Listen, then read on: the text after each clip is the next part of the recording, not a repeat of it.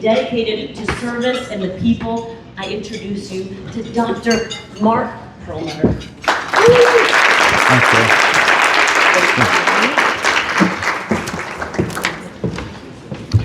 In case you were wondering,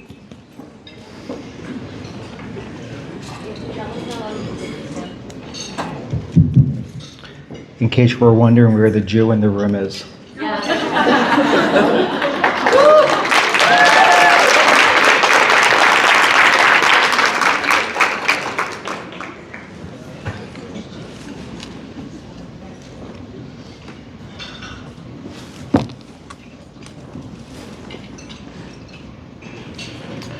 I'm incredibly honored by this invitation, particularly because I stand in front of those who are all here this evening to heal the injured children of Palestine, something I've been dedicated to for the last several years. But I have 3 issues to share with you first. First, you will soon discover that I'm not much of a public speaker. Secondly, when I'm given the opportunity to rant about how Palestinian children have been hurt by people of my heritage and by my government, it's hard to kind of shut me up. And lastly, the photographs in this talk are not at all PG. And young guys may need to be protected. I will give you another trigger warning when that time comes, so if you're sensitive or if you have young children you need to protect, then I would suggest you do so. Throughout my youth and my entire adulthood, I utterly devoured current events. Yet surprisingly, I never even heard of the Nakba until I was driving through the Sinai Peninsula for 15 hours. I went to Gaza because I knew that it was 50% children, and I knew that my government was killing them, and I knew that my heritage was responsible. The murders of women, elderly, children and infants during the March of the White Flags and the Great March of Return never appeared in any of my morning newspapers or in the evening news throughout my development. News of the assassinations at Shatila and Sheba were kept from the entire world. And for my whole life, including today, all Western media deliberately suppress the unadulterated inhumanity that has occurred with every single sunset over the last 77 years in the occupied lands. Indeed, all of us white Westerners, like baby birds, were fed the poisonous worm of Zionism, proclaiming that all of your grandparents, all of your parents, all of you, your children, will or will soon be murderers, terrorists with dynamite strapped around all of your shirts and vests, specifically to kill my children in their sleep. That was what we were told. However, when Westerners become actually enlightened and are willing to shed the horseshit propaganda that we've been fed for our entire lives, we learned that this was never a Jew versus Muslim conflict. Instead, selfish European thieves want to steal the land from those who have lived in Palestine for millennia. They want your land, and they're willing to kill your children to get it.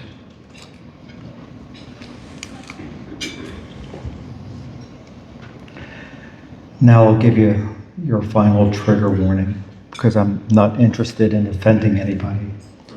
Tonight I will share with you, without any edits whatsoever, the horrors that I experienced during my 2 trips to Gaza. So, if you need to escort your kids or your sensitive eyes out, I certainly understand. I'll show photos that certainly no news outlet would share with you. It was feared by the sponsors of this talk and of many others that I've done that showing photographs of Palestinian children in pain or dying would be disrespectful to them. However, I maintain that the only people who have robbed and raped the dignity from Palestinian children were the Israeli government, their most moral soldiers, and my lawmakers who eagerly fund the murder of your children, our children, just to ensure their re-election. To take care of injured children, which is why all of you are here, one must experience the full spectrum of their physical trauma. Notwithstanding this, their mental anguish could never be demonstrated photographically and will forever be unmeasurable, but fixable with your help. Going to Gaza was not the first time that I've gone overseas. When she introduced me, they espoused on this a little bit, but I need to tell you that when you combine my time at Ground Zero, at the 2 hurricanes I was at, my 5 trips to Haiti, my 40 overseas mission trips, when you combine all that together, combined, that didn't equal what I saw in my first week in Gaza. And that's when the borders were still open, supposedly. We arrived at the hospital at sunset. There was a contradiction between what I smelled and what I heard. The horrible smell of overflowing sewage, thick clouds of gunpowder and decaying flesh was offset by the overwhelmingly beautiful collective voices of prayers at iftar. It was my first experience with Muslims praying. I was quite moved, actually, by men kneeling, touching shoulder to shoulder, praying to God while the walls around them are literally crumbling.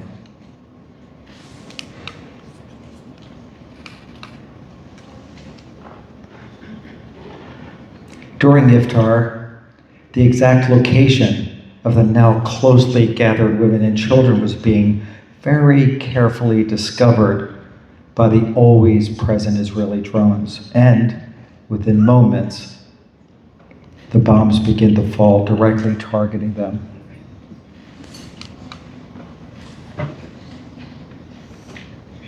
Bombs that I paid for, that my lawmakers gifted to monsters who dropped them from American planes, piloted by people who share my ancestry. Furthermore, these bombs were precision guided by a software program that followed children home from their playgrounds, knowing that they would return to their homes, to their targeted families. And this MIT authored program would offer the direct incineration and guided of a whole apartment complex merely just to kill the one suspected Hamas fighter. Hundreds of people would die, and they would count that as acceptable collateral damage. Do you know what the name of that software program was? Anybody? Believe it or not, you're right. It's Where's Your Daddy?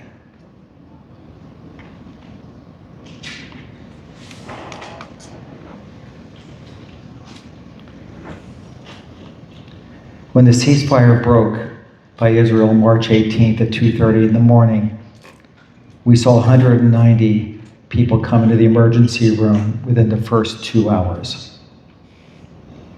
And this was into the smallest of the 3 effectively functioning hospitals still in Gaza. There were 36, there were 3 remaining. The level of initial trauma alone would have completely paralyzed every single hospital in Cleveland, all 17. All of which are much larger and much better equipped. In fact, Cleveland's largest and best trauma center, Metro Health, treats on the average only 16 trauma patients a day, 1/10 of what we saw in the first hour,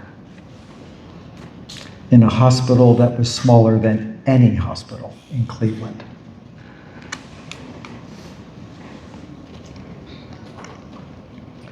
Most of the children died immediately from the bombs, or from being crushed under the thousands of pounds of concrete and rebar, and they were never loaded into ambulances. Most are still buried under the rubble and will never be discovered.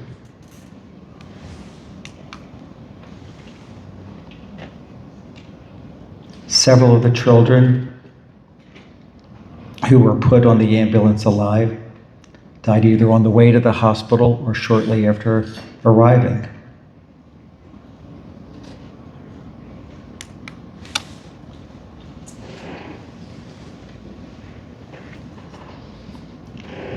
Some died in front of us. Although I never heard this little girl's voice, she speaks loudly to me every night and has done so for the last 9 months. Her parents awakened me, asking me why I didn't save her. Parents I never met. On this night, however, her last night, she was mouthing words I couldn't hear, and if I did hear them, I wouldn't understand them. But she spoke in a universal language as she reached up and grabbed my pant leg of my scrubs, a language that I perfectly understood, just asking for help. However, I pulled away from her knowing that I had to because of the expanding pool of blood rushing from her 2 amputated legs. I pulled away from her, watching her die alone, so that I could get to these kids. Kids that were triaged as savable.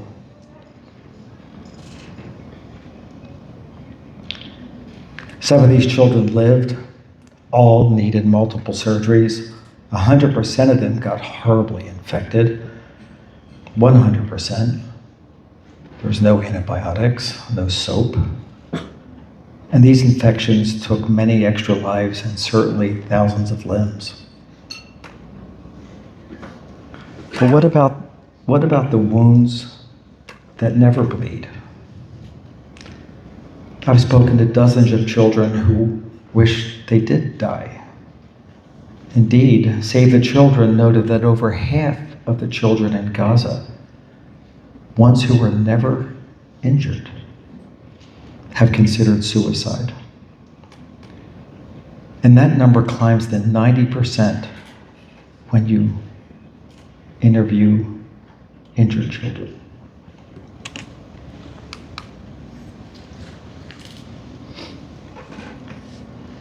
Bombs are very unforgiving, even to the children that lived.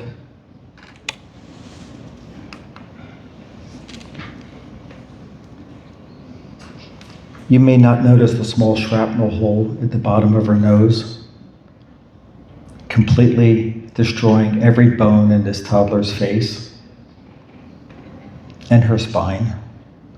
Her teeth and jawbone fragments poured out of her mouth when I picked up her head. Her tongue was shredded. If she survived, which I doubt that she did, she would never talk, never chew her food, and never have control of her extremities.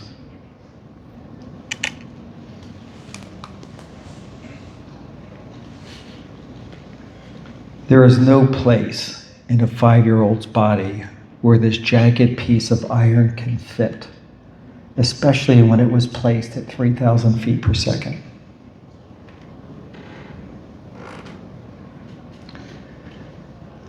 Most children have several horrible injuries. This is Juri, an 11-year-old. She was almost killed by the Zionist maggots that live in Tel Aviv. But in reality, it was the real maggots that saved her life. I took almost a pound of maggots out of her. They debrided her wound perfectly. We had to shorten her leg. She has a devastated knee fracture and a pelvic fracture. It lacerated the most important nerve in her leg. We shortened her leg 5 inches so that we can bring the ends of the missing nerve together. And she, fortunately, after 20 surgeries, is well and living in Ireland. Like Jury, I had never seen a child with only one single injury. Not one.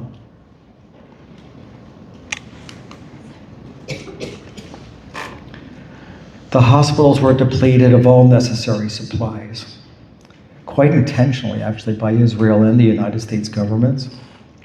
And when the bombs kept coming, many amputations had to be performed without the necessary equipment, including anesthesia, simply because there wasn't any. This child's only comfort wasn't anesthesia at all, not even numbing medicine. The anesthesiologist sang to her until she fainted.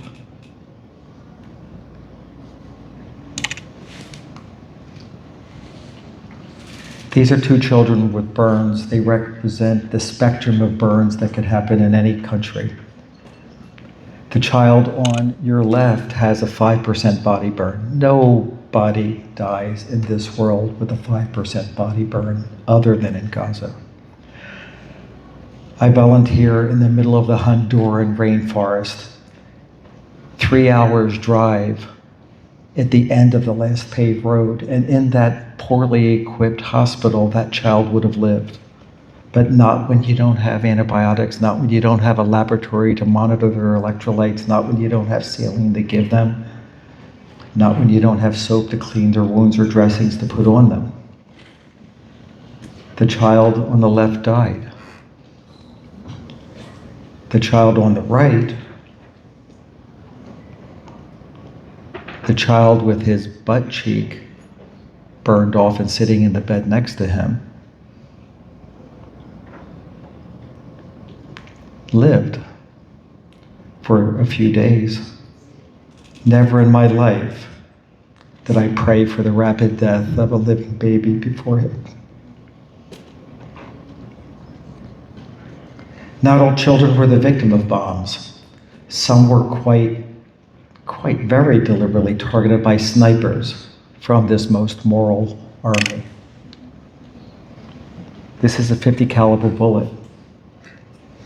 It passed through 2 family members, killing them, going through the leg of a small boy, causing its amputation, the need to be amputated, before it exploded through his hand. Using the nerves from the leg that we had to amputate and the tendons from that leg, we had to reconstruct his hand because he lost his other arm the year before.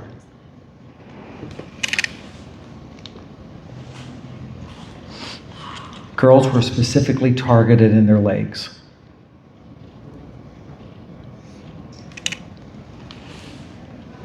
Boys in their genitals. This young boy was riding his bicycle, 5 or 6 years old. He was riding his bicycle and was shot by a helicopter gunship, an Apache helicopter, who flew in front of him at low ground level, turned sideways and perpendicular to him, and just was randomly shot out of the side window of the helicopter for no reason.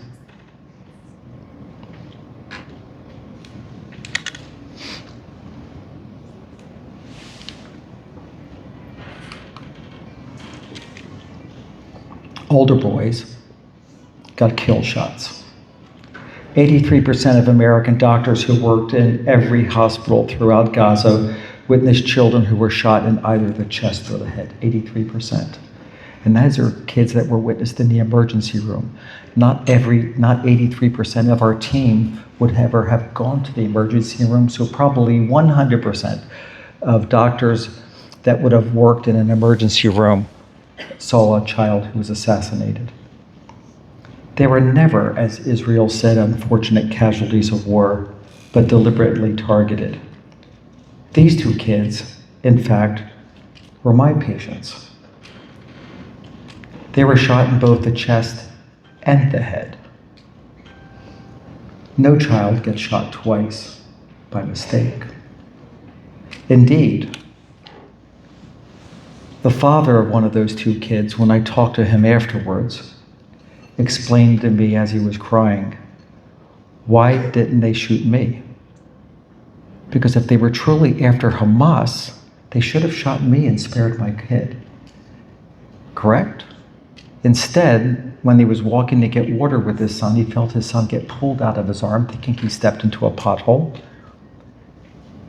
And then when he saw him 10 feet away, he saw him then on the ground, then get shot in the head.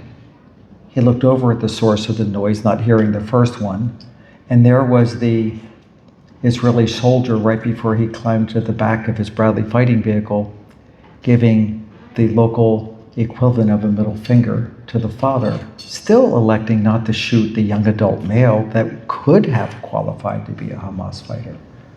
Instead, they chose to shoot the kid twice.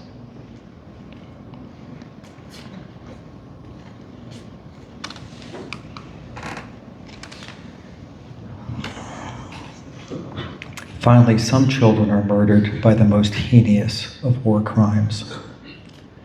This is in the backyard of the Al-Aqsa Martyrs Hospital, where I was at part of my second trip.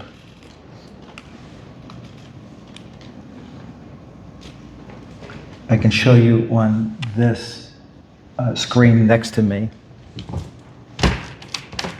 This wall was not there at the time that this once mass grave was used by Israel.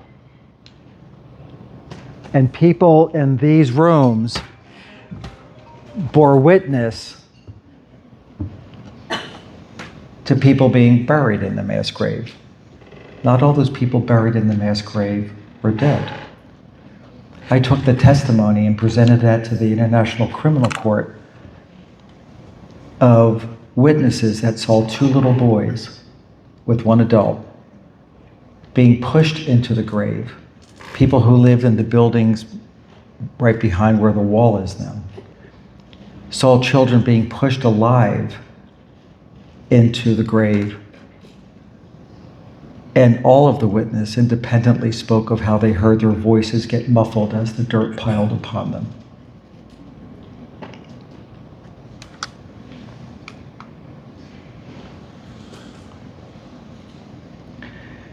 "3,000 years ago,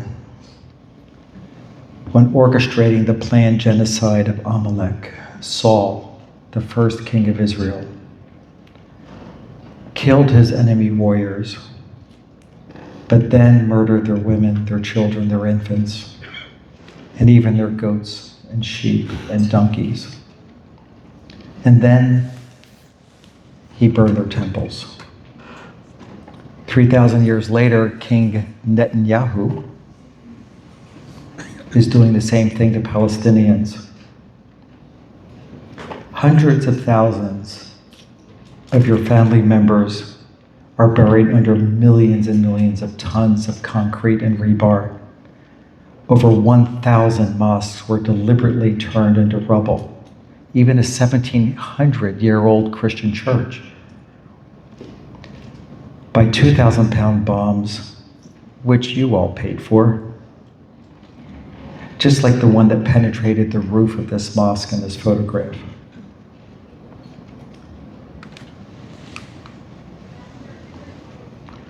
Where can one find hope when such horrible carnage, the one that has been absolutely planned for almost 80 years by a people who only 2 years prior to the Nakba themselves were victims of a fascist persecution?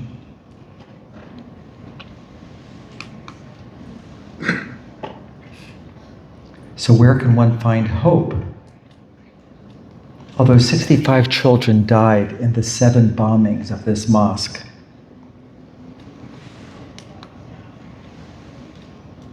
the targeted dome, which the Imam told me amplifies one's prayers to heaven, remained without a single scratch. Not a single tile was missing.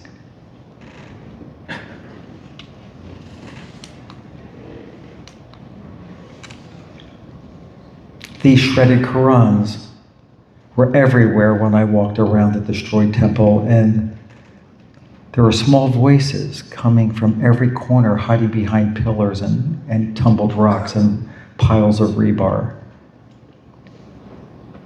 And these voices were magical, praying in perfect harmony.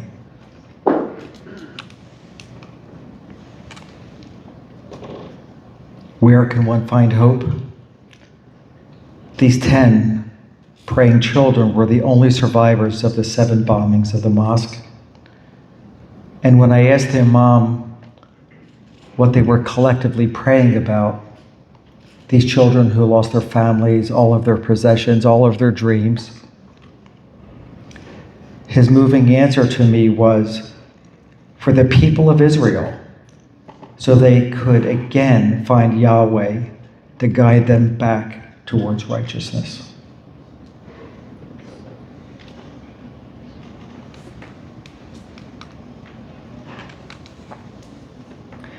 Throughout my life, in my role as a husband, a best friend, a doctor, and especially as a father, I've made some really horrible mistakes.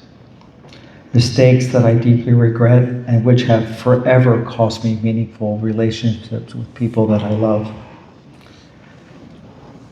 So how did I try to repair the many pains that I have caused? My first step was acceptance of the wrongdoings that I did, and this was eventually followed by complete accountability. This is true for governments as well as people, where far too often accountability has to be shoved down their self-righteous throats because they refuse to accept responsibility for the horrible pains that they induce on innocent populations. Indeed, throughout history, the doors of evil governments have never opened willingly from the inside. And in fact, they all had to be bashed open, battered down from the outside by those who desire to do good. And so it's now my life goal, because my soul has been so permanently scarred by the evil of Israeli and American Zionism, that which I witnessed in Gaza, to bash down those doors, holding those accountable who murdered your children and my children in Gaza. In front of you is a text that I sent to Congressman Darrell Issa. I sent that text at 2:34 in the morning, 4 minutes after the ceasefire was broken by Israel. In that photograph is a picture of a baby taking her last breath in front of me. And I sent him this picture pleading with him to contact Trump. He was Trump's campaign manager. And I pleaded with him to make that call that Ronald Reagan made in 1982 to Menachem Begin, who was president of Israel at the time, and who was bombing Beirut. And within, I think the word is 20 minutes, the bombing had stopped on Reagan's demand. And I appealed to Issa, who obviously had Trump's cell phone number, to please stop the bombing, that the ceasefire was unilaterally broken. And Congressman Issa's text back to me, and he did return a text to me, functionally gave me the middle finger, not caring about the death of our children.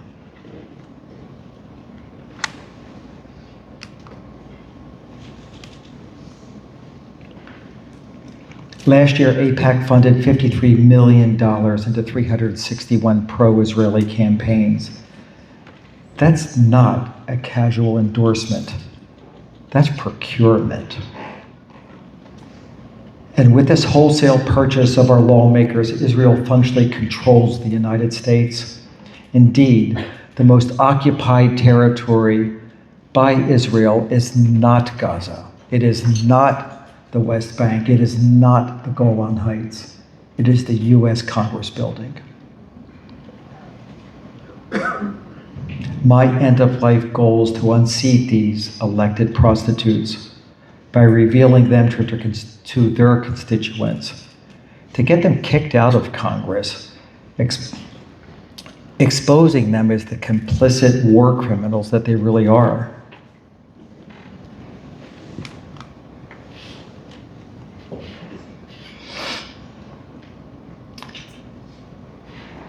In these photographs, did you all feel the hurting of these kids?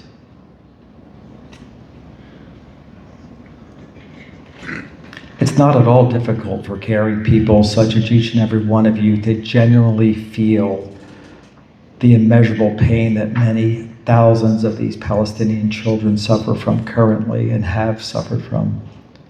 They are really, really, really, really, really hurting.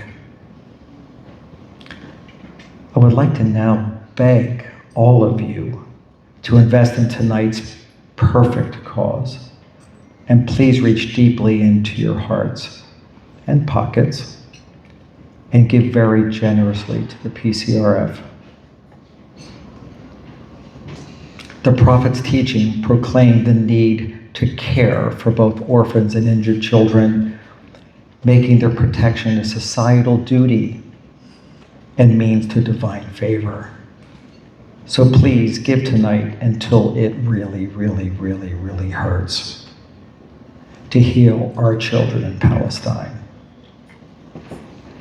From this Jew, Alhamdulillah.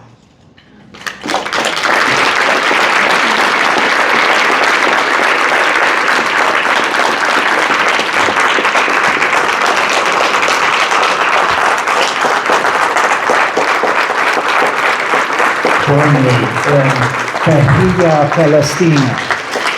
Tahiyya Palestina. Tahiyya Palestina.